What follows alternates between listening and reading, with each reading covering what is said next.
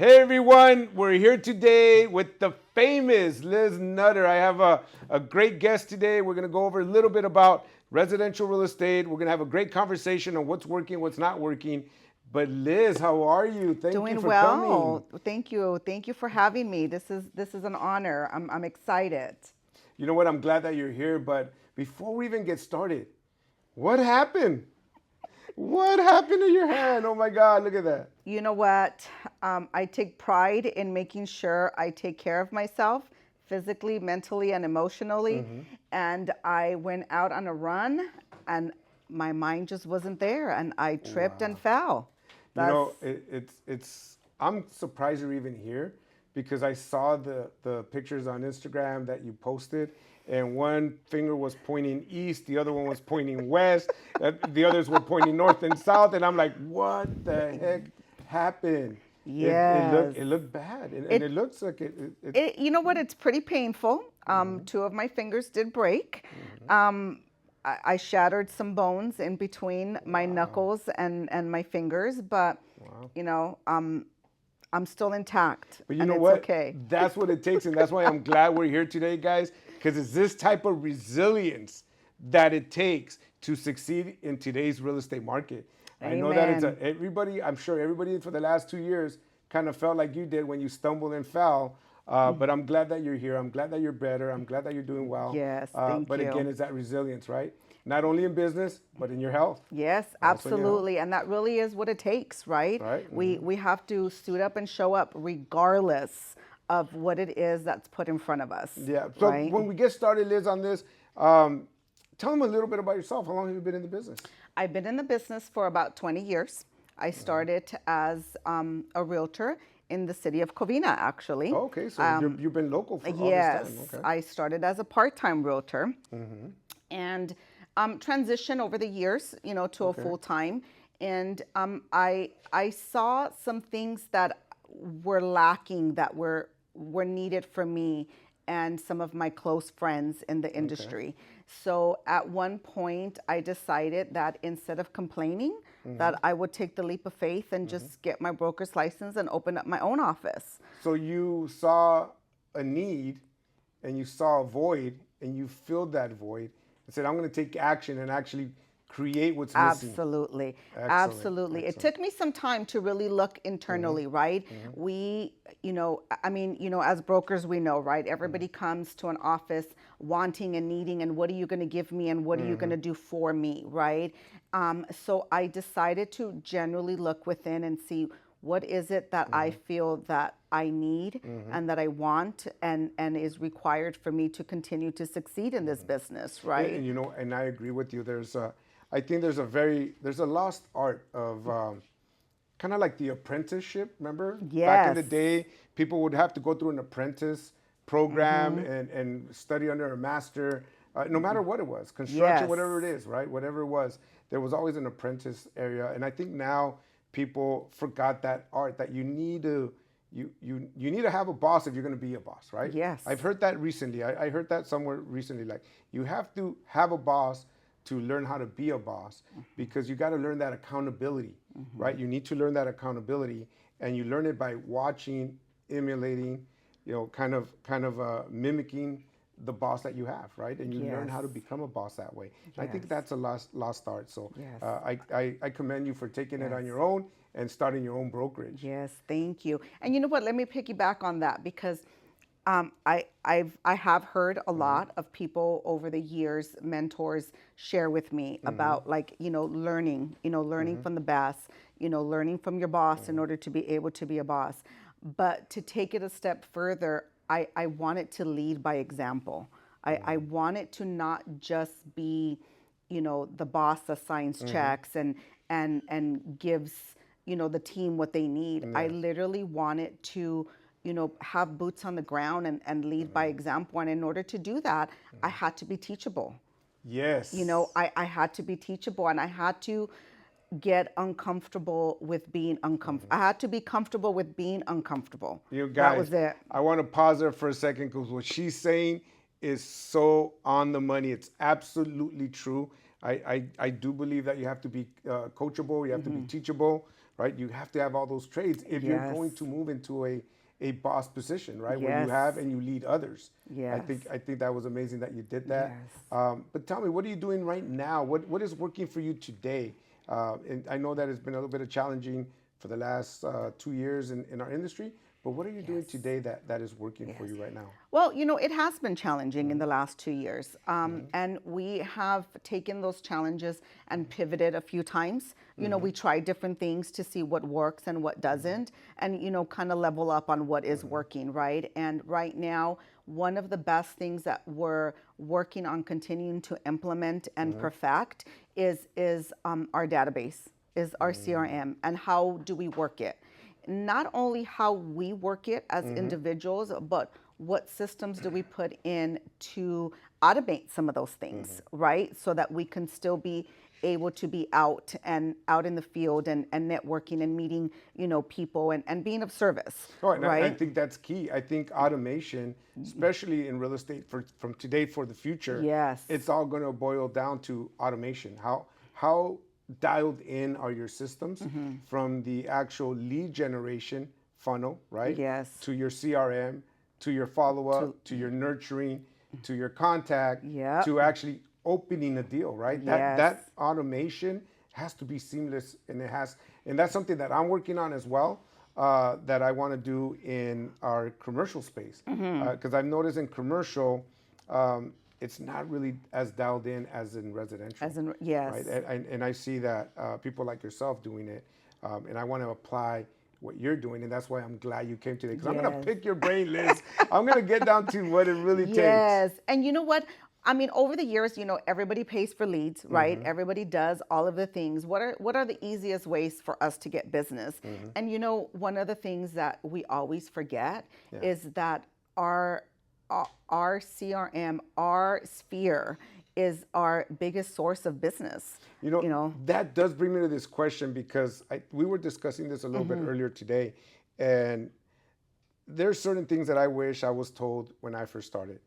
What advice can you give to those that are watching right now that are thinking, you know what, I just got into the business, I got into it, and it slowed down for the last 12 months or 18 months or whatever the case is?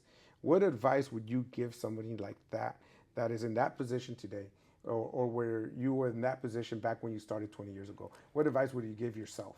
When I started 20 years ago, I do remember the broker that I worked with that would tell me to build relationships, right? To nurture relationships, but it was never emphasized on how to nurture and how to create that database, of those relationships, right? Those relationships comes with contacts, telephone numbers, emails, all of those things. Yes, and definitely. I wish then that I would have paid more attention to that information. I wish that somebody would have told me then that to write everything down, to write those telephone numbers down, to write those birthdays down, all of the stuff, right? Because now it's so much easier to automate a lot of things, but trying to get all of the business that we could have had if things were told to me then that we're doing now, right? Liz, I agree 1,000%, because when I started, no one told me about database, managing your database. And guys, your book of business is all in that database.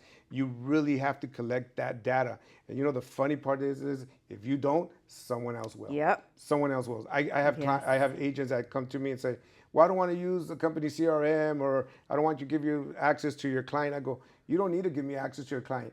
They're not even your client anymore. Somebody else is already calling them, right? So that database is golden. So that's great. I'm glad that you brought that up, because I wish I would have started. I could only imagine the amount of book of business that I could get right now if I had all those clients from 30 years ago, right, in a database. But there wasn't computers back then, right? And there wasn't CRMs. Everybody was using cards and notepads. Rolodexes, all that stuff. But yeah, I agree with you. Yes. Database is everything. That book of business it's everything for right now. Yes. So all of you that are out there and you're looking at and getting started in real estate, I think that's the biggest takeaway that you can take from Liz today is really start creating your database. Your database is your future. It's a gold mine. But if you don't, somebody else will, right? Yes, somebody absolutely. Else will. And if you didn't, somebody else already did it. Right, exactly. Somebody else already did it, So Do you want to be a closet realtor, or do you want to, scream it from the rooftop and let everybody know, Yeah, you can't be an because undercover agent, no, right? you can't. can't. You really can't, Yeah. especially nowadays. Nowadays, it's very, very important that you stay top of mind with everyone. Yes. I Yes. have a few families, one recently where I made sure that I nurtured that entire family. They became very, very close friends of mine, but we're in transition of helping one of their other sons Oh, purchase wow. a home, Yes. and they still have several more along the way, right? Yes. And they have family that they're connecting us with. Referrals are important, and referrals come when we generally show that we care. No, I agree. You know? People do business with people they like. Number Yeah. one, people do Yes. business with people they like. Yes. But I do like that what you mentioned, that you're working not only with the original client, right? But now you're looking with the kids and other family members within the family. Yes. One thing that I was told when I first started was be the family realtor, right? There's a family doctor. They all go to the same doctor. Yep. There's the family CPA or tax guy, right?